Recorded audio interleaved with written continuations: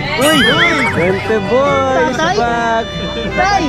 Bro, pagkita niyo muli na mag-ama.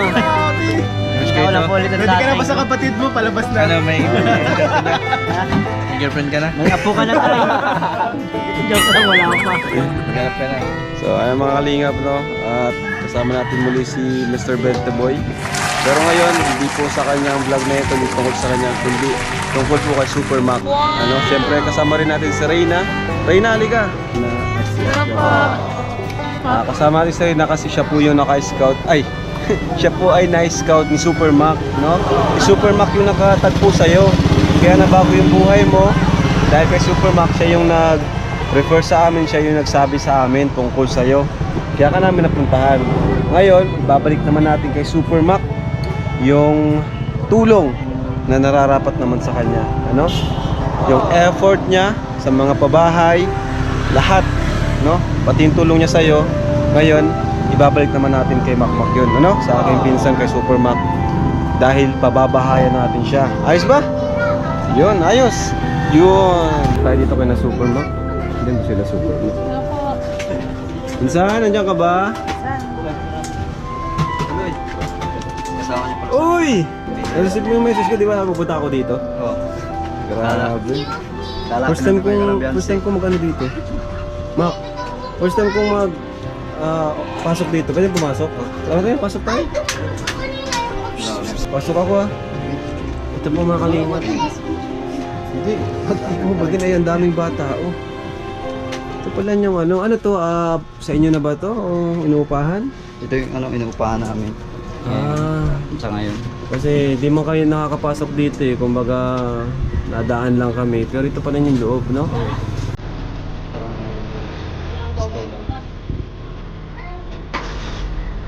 Maliit lang pala. Uy, sa kanya din. Ang cute ng batang ito, pamangkin ko na yan, ano? Ayan din, oh. Ang laki na niya, ano? Parang tagal mo na rin dito, no? Taon Buo pa kayo dito. Mga taon na rin. Taon na rin. Years na sila.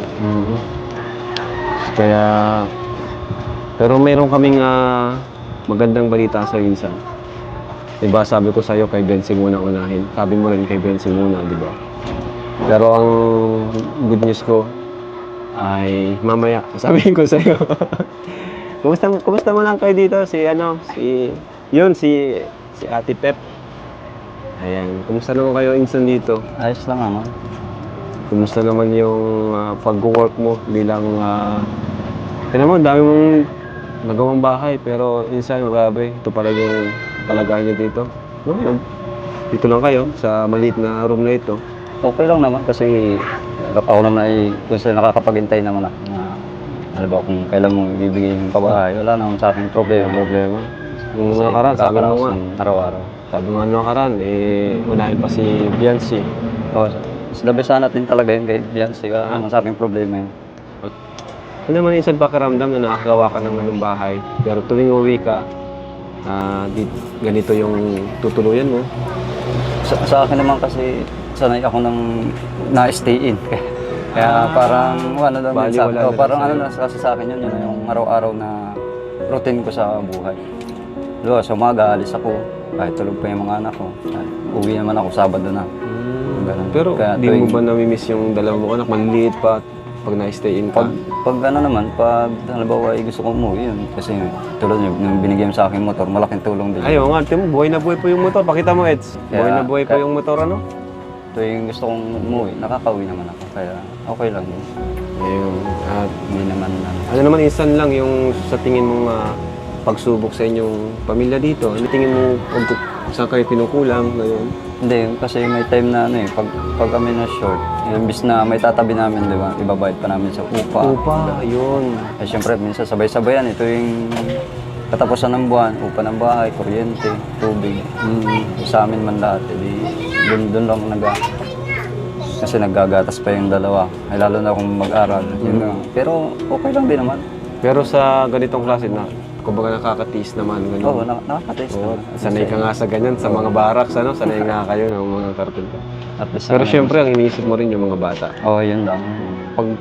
Pag mag-aaral na sila. Ang simula ng pagbabago to, buhay ni Super Mac. Maraming na Pumunta pa tayo, di ba? bahay.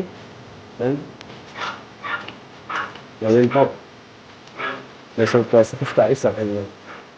May pumunta.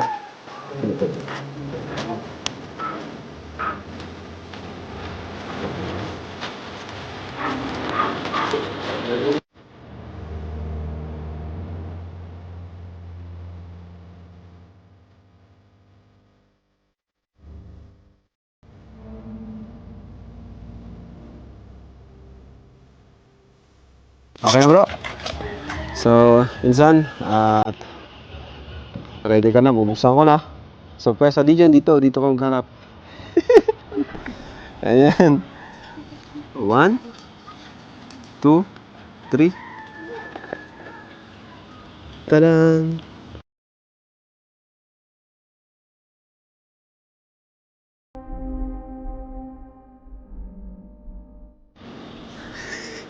Ano yan? Kaya na, Lupa. son. Lupa. Grabe. Alam mo kanina yan? Itong ginagawa natin, may poste na oh. Ayan. May poste na. Kasi Super Andoy yun. Tristan ba to? Oo, yung Super Andoy. Grabe. Alam mo itong lugar na to? Ha? So, insan.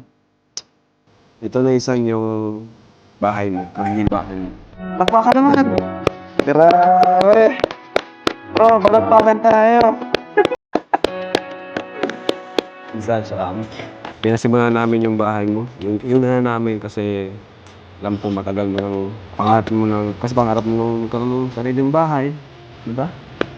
Kala ko yung kalabyan muna ang unahin. Hindi. Joke ko lang yun sa'yo. Para surprise ka. So, di naman natin pagsabayin. Di ba? Ano? Wala kang idea na nagtatrabaho dito sila. Wala Kasi yung sa church. Minsan, congrats. Maraming salamat. Siyempre, salamat din sa lahat-lahat. Sa nandyan ka. Sa mga pabahay natin. Maraming salamat kasi walang reklamo kahit ano yung sabihin. Ano? Pero ito na insan. May poste na. Ngayon, si Andoy kasing kausap ko dyan. At siya rin yung order ng materyales. Ngayon, okay ba sa'yo yung laki? Oo lang. Ayos na. Ayos na. Ayos na yung laki o maliit pa? Hindi, tama lang. Kasi nabanggit sa akin ni Andoy, siya rin yung kinausap ko na tawag dyan, na maghanap din ng lupa dito. Kasi yung sabi mo, nabanggit mo rin na yung mag-aaral na nga itong mga anak mo, no? Mag-aaral na sila and gusto mo daw yung malapit sa school. So, ito na. Malapit to sa school. So, Insan, anong gusto mong sabihin, Insan? At parang na-speechless ka ata. Kaya nga, nagulat ako. Siyempre, unang-una nagpapasalamat ako kay Lord. Natupad na rin yung matagal ko nang pinapangarap na magkaroon ng bahay. Kay Kuya Bal, kay Ate Edna, siyempre kay Tita Edna, siyempre sa'yo Insan. Maraming salamat. Dahil sa'yo na bago yung buhay namin. Kasi talagang kung tutusin, dapat wala kami sa ganitong sitwasyon ngayon. Siguro nasa Manila kami ngayon, nakikipagsapalaran pa din sa hirap ng buhay. Malayo sa Sa pamilya. traffic, malayo sa pamilya. O baka kung saan pa. Siguro si Andoy, wala pang sariling bahay. Oo, yun nga. Kasi talagang napakahirap na makipagsapalaran sa ibang lugar para lang kumita ng pera. Ah,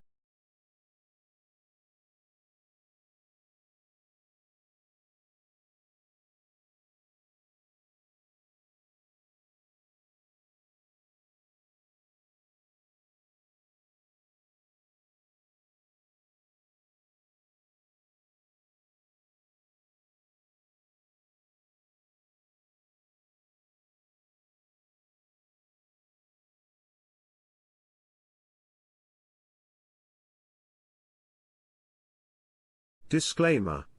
Please note that the video you have watched is not my original creation. All credits and ownership rights belong to the respective owners of the video. I am sharing this video solely for educational, informational, or entertainment purposes, and I do not claim any ownership or copyright over it. If you enjoy the video, I kindly request that you support the original creator by visiting their official channel or website, subscribing to their content, and engaging with their work. It is important to respect and acknowledge the hard work, creativity, and effort put into producing this video.